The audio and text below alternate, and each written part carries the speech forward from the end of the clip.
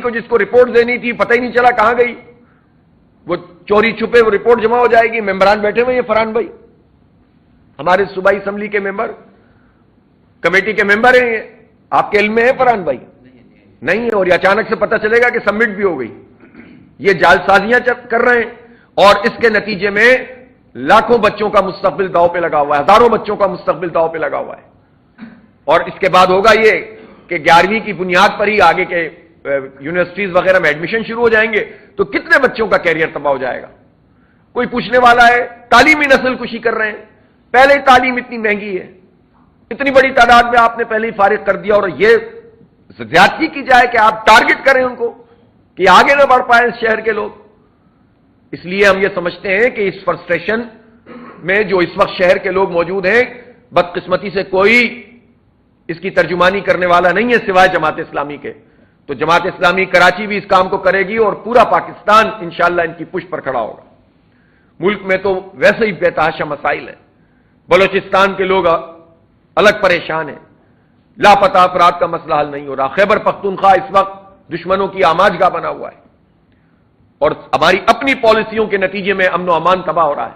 मैंने तफसील से पेशावर में भी और लाहौर में भी मुल्क की सारी अमन व अमान की सूरत हाल पर बात की और बार बार हम इस पर लोगों की तर्जुमानी करते हैं और इंशाअल्लाह आइंदा चलकर वो सारे एक्शन भी ले रहे हैं जिसके नतीजे में इस मसले को एड्रेस किया जा सके। लेकिन इस शहर पर जिस पर पाकिस्तान भर की मईशत का इन्हिसार है, इसके साथ ये जुल्म और ज्यादती किसी सूरत में भी काबिल कबूल नहीं है। लिहाजा जमात इस्लामी रमजानुल मुबारक के बाद एक बहुत भरपूर तरीके से इस तहरीक को लेकर आगे चलेगी। जहां महंगाई है, बेरोजगारी है, जहां यह सूरत हाल है कि रमजानुल मुबारक बिल्कुल साथ है, तो अभी यह खबर मिली है कि जनाब पाकिस्तान स्टील से इन्होंने 1370 मुलाजमीन को अचानक नौकरियों से निकाल दिया। किसी एक फर्द की नौकरी खत्म हो तो उस घर पे जो क़यामत टूटती है सब जानते हैं। वो भाई ये पाकिस्तान स्टील तो प्रॉफिट में चलता था, कोई पूछे ना कि ये प्रॉफिट से लॉस में कैसे आया और लॉस से बंदिश में कैसे आ गया, और बंदिश में आहिस्ता आहिस्ता करके इन्होंने सारे मुलाजमीन को निकाल दिया है। और इन्होंने कहा था, देखें ये सारी हुकूमतें इसकी जिम्मेदार हैं। मुझे याद है कि जब नून लीग और पीपल्स पार्टी की हुकूमतें पाकिस्तान स्टील के लिए कुछ नहीं कर सकी और लोगों को निकाला जा रहा था, तो पीटीआई ने कहा था कि हम इसको चला कर दिखाएंगे, हम बंद नहीं करेंगे और लोगों को निकालेंगे नहीं। लेकिन 3.5 साल ये विफाक का सब्जेक्ट था, इन्होंने इस काम को नहीं किया। फिर उसके बाद पीडीएम की हुकूमत आई, फिर उसके बाद अब ये नई हुकूमत आकर बैठी हुई है और पाकिस्तान स्टील नहीं चल रही है। इतना बड़ा एसेट है, इतनी बड़ी जमीनें हैं, अब तक तो इसमें इतनी अपग्रेडेशन हो जाती कि लोगों को मुलाजमत भी मिल जाती और पाकिस्तान के लिए एक बहुत जबरदस्त एसेट भी बन जाता। लेकिन सबकी नजर इसकी जमीनों पर है, इसको चलाने के लिए कोई तैयार नहीं है और ना ऐसे इकदाम, बल्कि मिलियंस में लोगों की तनख्वाहें हर महीने जा रही हैं। चंद लोगों को लाकर बिठा दिया है, वो हुकूमत के मंजूर नजर लोग हैं, उनकी मुलाजमत पे कोई असर नहीं पड़ रहा। लेकिन जो रेगुलर मुलाजिम है उनको निकाले जा रहे हैं, ये किसी सूरत में भी काबिल कबूल नहीं है। पीआईए को ये इस तरह से तबाह कर दिया, बर्बाद कर दिया, फिर उसके बाद पहले बर्बाद करो, फिर उसके बाद बेच दो औने पौने, और इस तरह औने पौने बेचो कि कोई उसके प्रॉपर तरीके से वो भी ना लगा सके, कीमत भी ना लगा सके। तो ये जो बैड गवर्नेंस की जो पूरी सूरत हाल है, और ये सारी पार्टियां इसमें शामिल हैं जो इस वक्त हुकूमत कर रही हैं। इसलिए हम उन सारे लोगों को कि जिनको इस तरह मुलाजमत से निकाला जाए, इस पूरे अमल की मजम्मत करते हैं। आप सब लोगों की तशरीफ आवरी का बहुत शुक्रिया।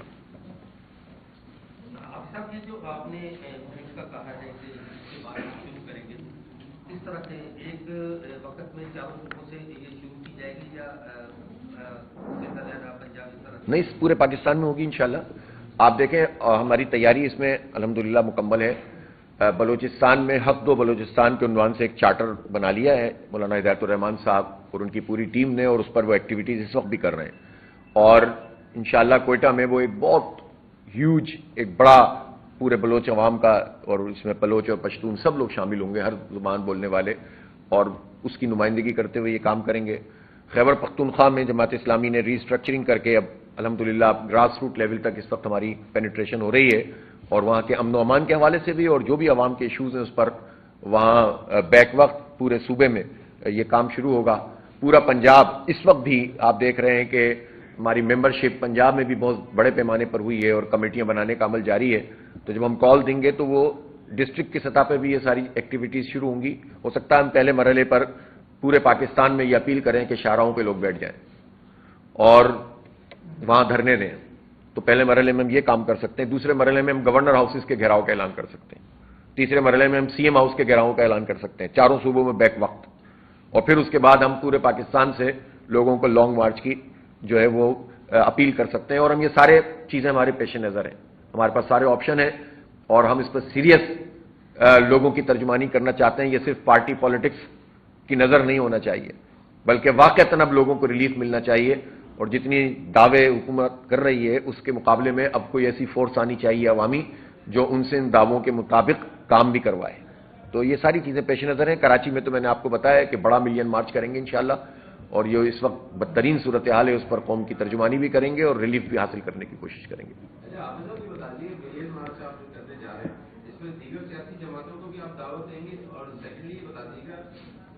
آپ نے 3-4 لوگوں کو بتا دیے کہ گورنر ہاؤس کے بھی آپ گھیراؤ کریں گے اور تو آپ کو نہیں لگتا کہ جو پہلا اسٹیپ آپ لے رہے ہیں، جو عوام کو سڑک پہ لا رہے ہو، آپ کہہ رہے ہیں کہ دھرنا دیا جائے گا، تو دھرنا کیا وہ صرف ایک دن کا دھرنا ہوگا یا جب تک آپ کے مطالبات پورے نہیں ہوتے تب تک یہ ابھی رمضان آنے دیں، یا آپ کے مذاکرات ہونے کے بعد وہ دھرنے ختم ہو جائیں گے؟ نہیں، مذاکرات کے نتیجے میں دیکھیں یہ ریلیف ہم نے لوگوں کو دلوایا. مذاکرات ہم ہمیشہ اوپن رکھتے ہیں، لیکن اب اور پہلے میں فرق ہے.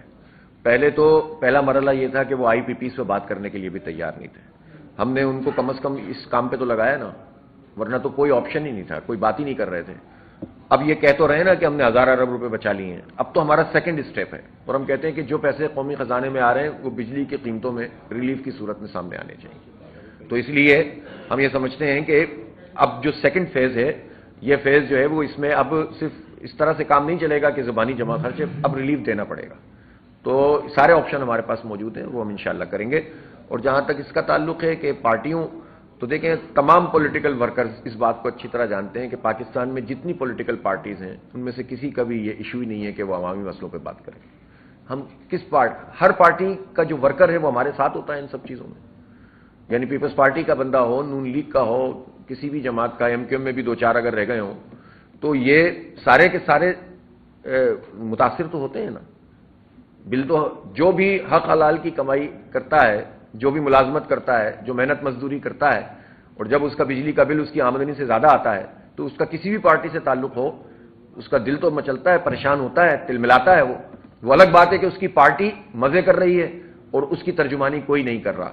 تو جماعت اسلامی ایسے سارے پولیٹیکل ورکرز کی آواز بنے گی انشاءاللہ، اور ان سب کو ساتھ لے کر ہم کام کریں گے. اچھا حافظ صاحب یہ بتائیے گا، جتنے بھی عوامی مسائل ہیں، پانی ہو، بجلی ہو، گیس ہو، اس پہ صرف اور صرف جماعت اسلامی نے ہی آواز اٹھائی، لیکن آئی پی پی کے مسئلے بھی بڑی جاندار آواز اٹھائی. لیکن ایسا محسوس ہوتا ہے جیسے ایک ریڈ لائن کے بعد اتنا جانا ہے، اس سے آگے نہیں جانا. تو مطلب اس چیز کو کیسے افروض کریں گے؟ کیا ہے کیونکہ ریلیف کی آپ بات تو کرتے ہیں اور کسی حد تک ہل جل بھی ہوتی، اس میں کوئی دو رائے نہیں، لیکن ریلیف مل نہیں پاتا. تو کیا مطلب کوئی ایسا میسج ہے کہ یار یہ ریڈ لائن ہے، اس سے آگے نہیں، کوئی ریڈ لائن نہیں ہوتی. پولیٹیکل پرامن سیاسی مزاحمت جس طریقے سے بھی کی جا سکتی ہے ہم کریں گے. اب تو ریڈ لائن حکومت طے کرے گی کہ اس کو کیا کرنا ہے. ٹھیک ہے نا، ایک طریقہ ہوتا ہے. اگر ہم پہلے ہی مرحلے پہ تصادم کا راستہ اختیار کرتے تو لوگوں کو پتہ بھی نہیں ہوتا یہ آئی پی پیز ہوتی کیا ہے. ہم گئے تھے نا اسلام آباد، راستہ ہمارا بھی روکا گیا تھا، شیلنگ ہم پر بھی ہوئی تھی، سارے راستے بند کر دیے تھے، کنٹینر لگا دیے تھے. ہمارے پاس ایک آپشن تھا کہ ہم لڑتے جھگڑتے اور واپس چلے جاتے اور پورے سال پیٹتے رہتے اس کو. تو پارٹی کی سیاست تو ہو جاتی لیکن عوام کا مسئلہ ایڈریس نہیں ہوتا. ہم نے اس میں پرامن راستہ اختیار کیا اور دھرنے کو طویل بھی کیا اور مذاکرات بھی کیے. تو ایک پولیٹیکل پارٹی جو واقعی جینوئنلی لوگوں کے مسئلے حل کرنا چاہتی ہے وہ اسی طریقے سے چلتی ہے جس طرح عوام کا فائدہ ہو، بجائے اس کے کہ ہم سیاست کریں اور پارٹی کو مقبول کر کے عوام کا مسئلہ ایڈریس نہ ہو. لیکن سیکنڈ فیز میں اب ظاہر ہے، اب جب حکومت سے ہم نے مذاکرات کیے ہیں تو اب تو بال ان کے کورٹ میں ہے نا. اب جو سیکنڈ فیز ہے اس میں تو ہم ظاہر ہے زیادہ قوت کے ساتھ سامنے آئیں گے. اللہ نے چاہا، اور اللہ نے چاہا تو انشاءاللہ لوگوں کے لیے ریلیف دلوا کر ہی اٹھیں گے. اور ایسا نہیں ہے کہ کام ضائع جاتا ہے، چیزیں آگے بڑھتی ہیں. سب سے پہلی چیز تو یہ ہوتی ہے کہ پاکستان کے 25 کروڑ لوگوں کو پتہ تو چلے کہ ان کے حق پر ڈاکہ کہاں کہاں سے مارا جا رہا ہے. 2000 ارب روپے لوٹے جا رہے تھے اور پاکستان کے عوام کو پتہ بھی نہیں تھا. تو یہ شعور ملنا ہی بہت بڑی بات ہے جو اس پوری ایکٹیویٹی کے نتیجے میں حاصل ہوا ہے. ہمارا تو ایک بہت بڑا ایشو یہ بھی ہے جس پر ہم بات کریں گے، اور وہ تعلیم ہے کہ ہمارے نوجوان نسل سے تعلیم کے سارے دروازے ان پر بند ہو رہے ہیں، اور اس کا بھی شعور نہیں ہے لوگوں کو. لوگ سمجھتے ہیں اچھی تعلیم کا مطلب اچھے پیسے دے کر تعلیم خریدنا ہے، ورنہ اچھی تعلیم نہیں مل سکتی، اور لوگوں نے اس کو اپنی قسمت سمجھ لیا ہے، جبکہ ہمارا یہ حق ہے کہ ہمیں فری ایجوکیشن ملے اور سب کو ایک جیسی ایجوکیشن ملے. کسی غریب کا بچہ، کسان کا بچہ، مزدور کا بچہ، میڈیا ورکر کا بچہ اور کسی جاگیردار کا بچہ، اس کو ایک ہی جگہ پہ پڑھنا چاہیے، پھر جس میں صلاحیت ہو وہ آگے بڑھے. یہ کون سا طریقہ ہے کہ سب کیٹیگرائز کر دیا آپ نے؟ 10.5 کروڑ پاکستان میں لوگ ایسے ہیں جو پاورٹی لائن سے نیچے زندگی گزار رہے ہیں. وہ تو ختم ہو گئی ہے ان کی تعلیم، تو ان کے لیے تو اپرچونٹیز، مواقع ختم ہو گئے ہیں. جو مڈل کلاس لوگ ہیں وہ سروائیول کی جنگ لڑ رہے ہیں. تو کوئی اس مسئلے کو ایڈریس نہیں کرتا. جماعت اسلامی ان سب لوگوں کی بھی ترجمانی کرے گی. تو یہ سب چیزیں انشاءاللہ مرحلہ وار ہوتی ہیں اور ہوں گی انشاءاللہ. ٹھیک ہے جی، بہت شکریہ.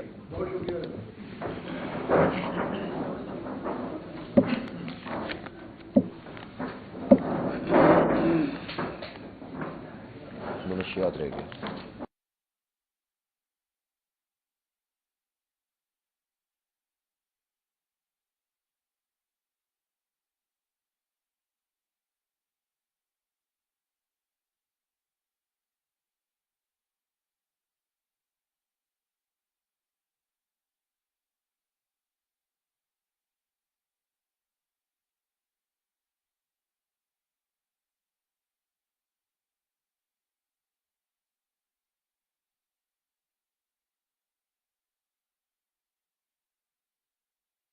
وہ پہلے کون سے جو ہے وہ لوگوں کو ریلیف دے رہے تھے جو یہ 28 آ کر کچھ کر لیں گے.